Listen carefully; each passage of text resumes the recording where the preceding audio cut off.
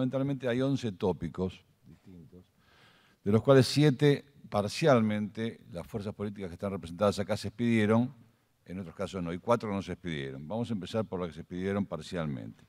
El primer tema es tráfico, consumo y producción. Muy terminantemente, tanto Bursaco como Arroyo se expidieron en cuanto a que las 3 cosas ocurren en el país con distinto grado de avance. Di Facio, ¿ustedes consideran que hay tráfico, consumo y producción?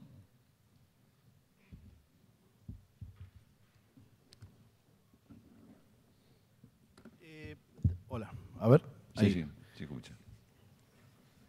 Generalmente cuando se toman este tipo de definiciones, al otro día salen los titulares de los diarios, fundamentalmente algunos que dicen, fulano dijo que hay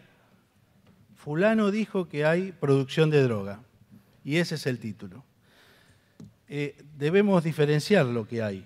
Lo que hay evidentemente son cocinas que fabrican Paco y hay producción obviamente de algunas drogas porque las estamos decomisando, porque hacemos procedimientos y vemos pastillas de diferentes químicos, así que ahora no hay producción obviamente de cocaína, porque para la producción de cocaína hace falta hojas de cocaína, entonces algunos quieren introducir el tema de la producción de cocaína en la Argentina. Obviamente eso no, lo que hay es la elaboración y la cocina del Paco y de diferentes drogas sintéticas.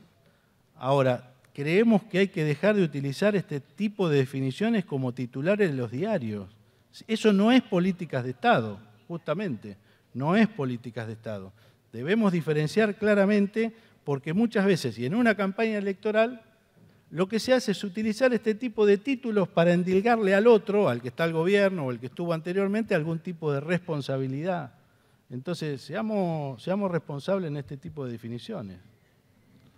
Sí, alguna pregunta sondeaba el tema en cuanto al tema de productividad, porque en esto estamos sobre el debate, todos estamos conscientes de que hay tráfico y consumo, o sea, que es de tránsito y consumo. El tema de la productividad, algunas preguntas decían que cuando un elemento se transforma en otro, hay productividad.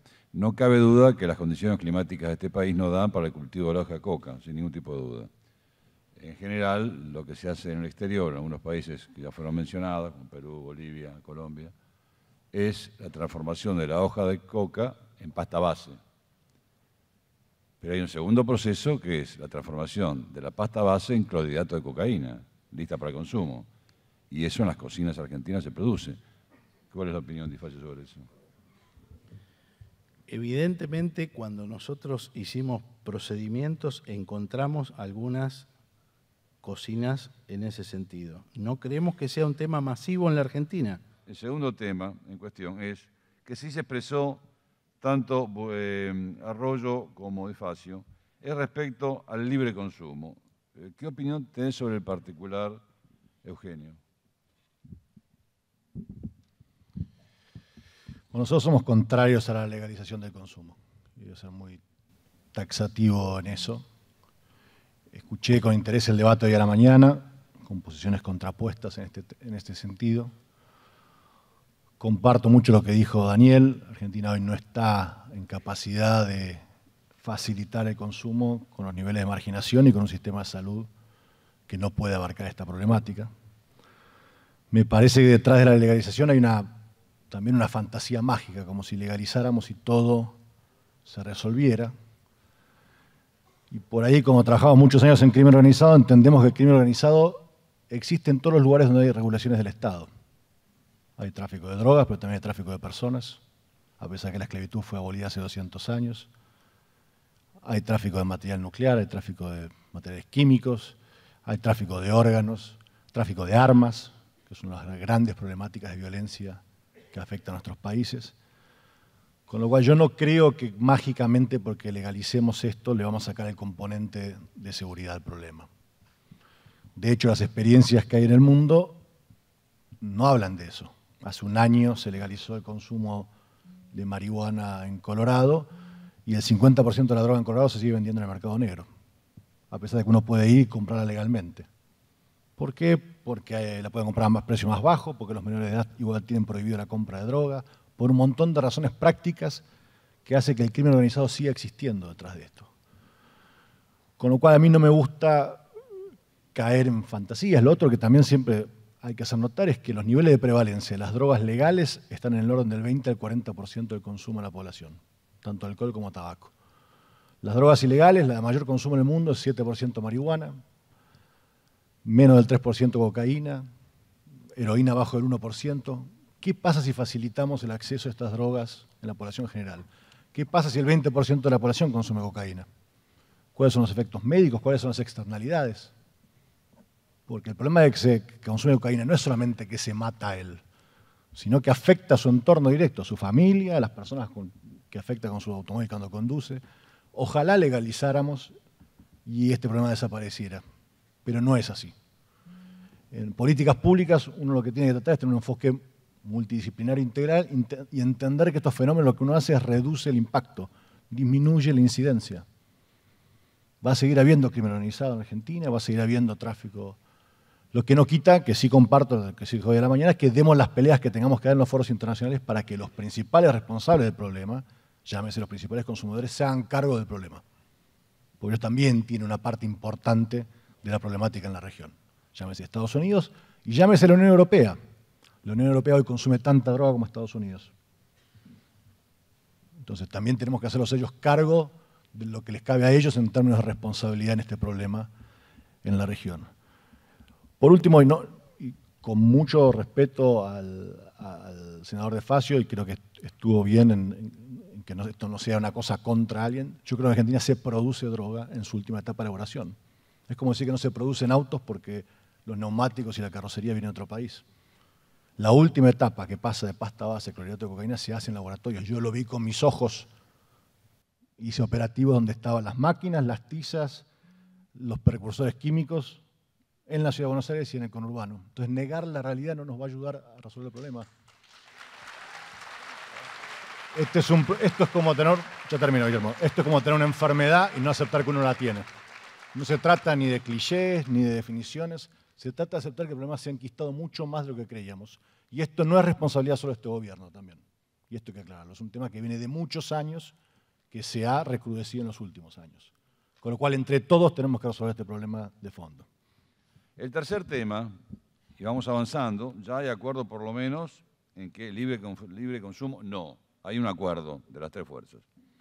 El tercer tema es que se expidió el Frente para la Victoria y se expidió también el Partido Renovador, en las palabras de Arroyo y de Di Facio, es la no militarización de la represión o de la prevención. Esto es la no utilización de las Fuerzas Armadas y seguir con las fuerzas de seguridad. Me gustaría tu opinión, Bursaco, que no te expediste sobre esto. Nosotros no creemos en el uso de las Fuerzas Armadas en el conflicto directo, conflicto urbano. Sí creemos que las Fuerzas Armadas pueden ayudar de manera significativa en una frontera amplia, desbordada, como está hoy en día. En su espacio aéreo, en la protección de ríos y mares, en la protección de un territorio que está desprotegido. Hasta tanto podamos devolver a los gendarmes, a las fronteras, a los prefectos y demás, esa función complementaria que de hecho hoy el gobierno está haciendo, ilegalmente, porque no modificó la ley de seguridad interior, pero lo está haciendo, en Escudo Norte y demás, creemos que la debe hacer porque estamos en una situación de emergencia. Como bien decía Daniel, no es una situación común, y me parece que esa función complementaria debe tener. No creo que en la Argentina esté dado el marco para utilizar las Fuerzas Armadas en el conflicto directo. Tampoco creo que sea la mejor opción. No creo que los militares estén capacitados para hacer un procedimiento en un barrio de emergencia, en una estación de narcotráfico. Me parece que eso tuvo que ver en otros conflictos donde el narcotráfico estaba asociado al terrorismo en la región y donde tenía otros contextos que no eran el nuestro en este momento. Muy bien, otro aspecto en el cual sí se expidió Arroyo, que es el bajar la edad de imputación de los menores.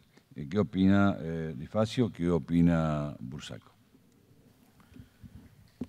Nosotros creemos que debe darse la discusión en el Congreso para bajar la imputabilidad, lo que no significa la imputabilidad para ser sometido al Código Penal de los adultos. Nosotros en la provincia de Buenos Aires tenemos un régimen de responsabilidad civil, de responsabilidad juvenil, que obviamente si se bajara la edad de imputabilidad, obviamente tendría un procedimiento especial, unas penas especiales y unas sanciones especiales.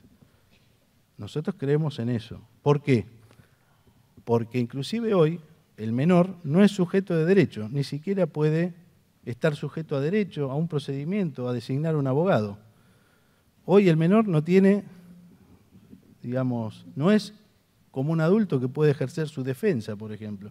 Entonces nosotros sí queremos bajar la edad de imputabilidad para estar sometido a un régimen de responsabilidad juvenil de estos jóvenes en conflictos con la ley penal. De ninguna manera aplicarle las sanciones y el Código Penal de los adultos, de ninguna manera. En esto comparto la visión con De Facio. De hecho, presentó una ley, siendo diputado nacional, para un régimen penal juvenil integral, donde se baja la edad de imputabilidad dentro de un contexto y un marco general de reformas. Quiero recordar lo que hizo el presidente Lagos en Chile. En Chile se bajó la edad de imputabilidad de 18 a 14 años, pero esa nueva ley penal juvenil no se implementó hasta tanto no estuvieran armados los centros de recuperación, los asistentes sociales, los centros de atención primaria, armada la fiscalía, digamos, o sea, el tratamiento diferenciado que debe recibir un joven de un adulto, porque por algo es joven y tiene una responsabilidad cierta pero limitada.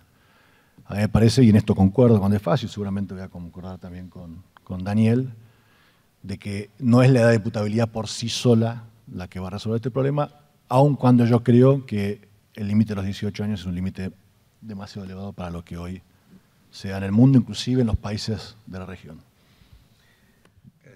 Sí, un comentario absolutamente menor. Está claro que un adolescente no es un adulto y que el sistema de responsabilidad penal requiere no solo un ámbito específico para el chico que cometió un delito, a la edad que sea, sino abogados especializados, defensores especializados. Ahora, en concreto, hoy en un instituto de menores, donde tiene que haber 150 chicos, hay 280. Y entonces, lo que es el aula pasa a ser una celda más porque no hay lugar.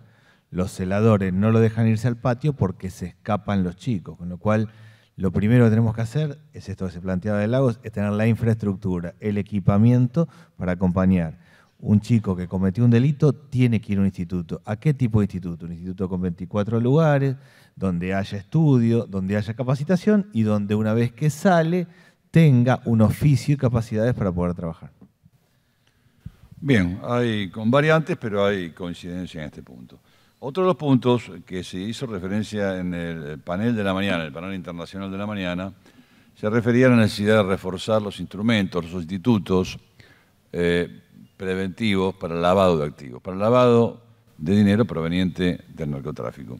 Sobre este particular, Bursaco ya fue muy claro en cuanto a que sí que se deben reforzar los actuales institutos del lavado y lo que hace al control de ello. Nos gustaría escuchar la opinión de Arroyo y también de Di Facio, en ese orden. Está claro que en la Argentina, no, a mi modo de ver, no se han reforzado, sino que se han flexibilizado complejamente y que el CEDIN es un ejemplo de blanqueo de dinero a lo que sale. Reforzarlo implica que la UIF, que ha tenido algunos avances claros, actúe de manera independiente, tenga control. Tener un control sobre el sistema financiero de verdad en la Argentina y entender la complejidad. O sea, si la pregunta es sí o no, sí hay que reforzar. Claramente el CEDIN no ha sido una buena idea, ha sido una muy mala idea. Algunos avances ha tenido la UIF, lo que tenemos que darle es autonomía al órgano que controla el lavado de activos en nuestro país. Alberto. Coincido, yo hice mención a una disposición del Banco Central de hace unos días y creo que hay que, digamos, repito esto, reforzar los controles, pero trabajar en forma coordinada con el resto de los países, fundamentalmente de los países donde está probado que se produce lavado de activos, que no son justamente los bancos de la Argentina. Bien, vamos coincidiendo de 4 cosas en 3. La que no coincidimos es bastante bravo, pero por lo menos hasta ahora vamos coincidiendo. No es poco en este país y en este momento sobre estos temas. El nuevo tema que planteo es el decomiso de todos los bienes del narcotraficante involucrado y su familia. Sobre este particular, Bursaco se expresó muy claramente en cuanto a estar de acuerdo con esto. Me gustaría saber la opinión. También vos, Alberto, ¿no? Sobre el particular. La opinión de... O hay coincidencia, me parece. Arroyo, vos también te expresaste. Sí, hay coincidencia en esto, el decomiso y que los fondos provenientes de ellos vayan a la recuperación del adicto. Desde ¿no? el inicio del proceso. Bien, desde el inicio del proceso.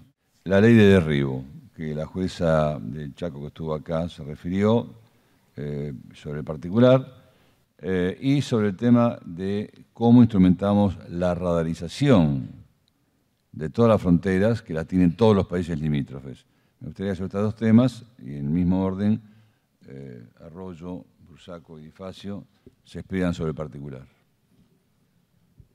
Bueno, nosotros proponemos la ley de derribo. La ley de derribo no es que uno se pone a tirar a lo que le pasa cerca, sino que hay un protocolo, determinadas condiciones, y si efectivamente alguien está con aviones entrando algo que es ilegal, y la ley de derribo tiene 5 pasos previos al derribo. Si efectivamente alguien está entrando algo ilegal y las 5 veces en las que es alertado no está haciendo caso, está claro que hace falta, en nuestra opinión, la ley de derribo. Respecto al tema de radarización, que entiendo que todos estamos de acuerdo con la radarización. El esquema es generar un sistema que sea rápido, que sea efectivo y que sea en articulación con nuestros países vecinos. Pero, cortito, sí ley de derribo, con un protocolo, no a que yo me salgo a tirar aviones a lo que sale, y sí radarización. Alejandro, Eugenio. Sí, nosotros llamamos Ley de Protección del Espacio Aéreo. También tengo la tranquilidad que, siendo diputado nacional, presenté un proyecto de ley, en ese momento el primer proyecto de ley, que varios copiaron después, que, como bien dice Daniel, no es vamos a tirar aviones, sino que hacemos lo que hace Brasil, lo que hace Uruguay, lo que hace Chile, lo que hacen la mayoría de los países del mundo, que establecemos un protocolo de actuación cuando una nave ingresa ilegalmente a nuestro espacio aéreo. Para lo cual se varía, hay países que ponen 8, hay países que ponen 6, hay países que ponen 5 pasos, pero todos los países establecen qué se hace cuando alguien se introduce irregularmente el espacio aéreo, desconecta su transporte, o sea, no lo puede conectar de los radares formales, y de esa manera se actúa. Me parece que eso es darle un marco legal y darle atribuciones a quienes tienen que actuar dentro de la ley. Y no dejarlo, como muestra en la foto, ese helicóptero que se chocó con un avión porque básicamente no tenía protocolo para actuar, ¿no? Ese helicóptero sale 20 millones de dólares, ¿no? Y es plata que pagamos todos nosotros. Entonces me parece que Argentina merita tener una ley de protección del espacio aéreo que sea clara, coherente y en línea con la que tienen todos los países de la región.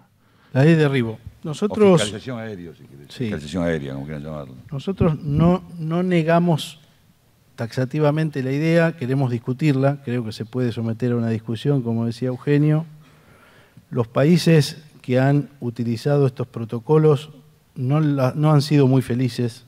Hay casos terribles que han sucedido en Perú y en algunos otros lados, lo cual muchos han decidido no utilizarla. Me parece que tiene que haber quizá un protocolo muy estricto y para casos muy puntuales no proponer esto demagógicamente como que mañana salimos a tirar aviones. Un tema muy serio. Por otro lado, nosotros sí creemos que se puede usar una tecnología que estamos desarrollando en la fábrica militar de aviones de Córdoba, que es una producción en serie de aviones no tripulados. Esto está muy avanzado. Se pueden producir en serie para la Argentina para diferentes tareas y para diferentes usos. Tenemos mucha expectativa en esta tecnología. Estamos dentro de las tecnologías de punta en todo el mundo. Y el tema radarización, también creo que sería bueno ver lo que está haciendo el INVAP, yo lo recomiendo. El INVAP está con tecnología de punta en radares meteorológicos y en radares 3D para el control del espacio aéreo, y creo que en poco tiempo podemos hacer una producción a escala industrial de ese tipo de tecnologías. Muy bien, y los últimos dos temas son, primero, el tema de las pistas ilegales. Vos te referiste, Eugenio, recién al paso, pero me gustaría saber qué criterio tiene cada uno según informaciones que hay de carácter periodístico, las 200 aproximadamente pistas ilegales que hay en todo el país. ¿Quién se ocupa de eso? ¿Cómo lo instrumentamos? Primer tema. Y el segundo tema es la capacidad de negociar con el narcotraficante. Esto se ha dado la semana pasada en Rosario con Alex Cantero, que es el jefe de los monos, de la banda de los monos, que hicieron un convenio de bajar la pena, de bajar la tipificación del delito, digamos, brindándose información sobre otros delitos que, a modo de Estados Unidos, que se negocia la pena por mayor información. ¿Qué opinión tienen sobre ambos temas? En el orden vamos a invertir ahora, Difacio, Bursaco y Arroyo. Los dos temas. Las pistas, obviamente, insisto, me parece que hace falta este tipo de tecnologías que, según me dijeron, en muy poco tiempo vamos a poder tener posibilidades de detección de este tipo de pistas, que muchas veces están disfrazadas o no son fáciles de detectar. Con tecnología de vehículos no tripulados es muy sencillo. Yo no conozco en detalle la causa de los monos y en ese caso de la negociación, pero tengo entendido, quizá alguien me corrija, que no fue en el marco de la causa por narcotráfico. Fue en el marco de otra causa. No, era en el marco del narcotráfico y se transformó, Alberto, se cambió la calificación, se cambió la carátula del expediente, se sacó narcotráfico y se fueron además a delitos menores. Y se negoció eso porque la causa corría riesgo de caerse entera. Entonces el fiscal prefirió por lo menos negociar y que tengan una sanción, y se dejó la causa de narcotráfico para otra oportunidad. Esto fue así, exactamente así. Yo no estoy tan seguro de las figuras de negociación en ese caso. Me parece que se puede buscar alguna figura de quien aporte información de determinada testigo de identidad reservada. Ahora, la negociación con el narcotraficante realmente no lo tengo claro. No estoy seguro de que sea una buena figura. Y creo que en Santa Fe no ha dado resultados. Bien. Eugenio. Sí, comparto esto con Alberto, hay que ser muy cuidadoso. Figuras que pueden ser útiles para desarticular las bandas arriba o que a quien brinde información, a veces mal utilizadas, pueden ser mecanismos de reducción de penas o de cuestiones que terminan siendo ineficaz el funcionamiento del Estado. Sobre todo con aquellos que hemos tenido experiencia práctica, lo difícil que es detener, los años a veces que llevan las investigaciones para poder llegar a detener a estas bandas y meterlos presos, con lo cual yo, al igual que Alberto, sería cuidadoso con el tema de la aplicación fácil de las reducciones de pena y demás en estos casos. Sobre el tema pistas y rutas ilegales, es muy claro que depende de la voluntad política. Hoy la tecnología está sobradamente en condiciones de detectar cualquiera que tiene, dónde tiene y cómo. O sea que es claro que si hay pistas y rutas ilegales, la tecnología no juega a favor y tiene que haber voluntad política para encararlo. Me parece que es un tema de voluntad hoy, no es un problema tecnológico, no tenemos que esperar más que la decisión de poder hacerlo. Acompaño la prudencia que han planteado ambos sobre el esquema de reducción de penas, de ley del arrepentido, de mecanismos de ese estilo.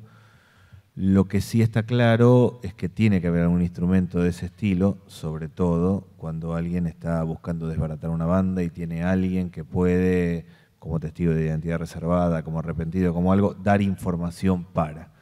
Sería cuidadoso y respetuoso, pero me parece que es un instrumento que con cuidado, y acá sí apelaría a los especialistas que puedan contarnos experiencia internacional y cómo. Intentaría yo por lo menos avanzar en esa línea, viendo pros y contras, pero sobre todo pensando en qué hace falta que alguien delate a otros para poder empezar a desarmar una madeja complicada. No. Ah, pero la jueza de Chaco, usted puede hacer la pregunta que quiera, usted es muy valiente. ¿Cómo no va a hacer preguntas usted? Un aplauso para la doctora.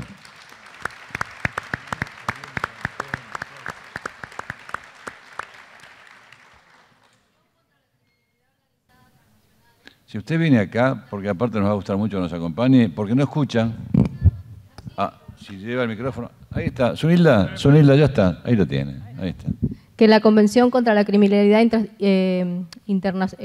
Organizada Transnacional permite este tipo de herramientas y justamente nuestro país es un signatario de este tipo de la Convención contra la Criminalidad Organizada Transnacional y que además es obligatoria para nosotros porque juntamente con el delito de trata y en la lucha contra el narcotráfico y la de lavado de activos inclusive.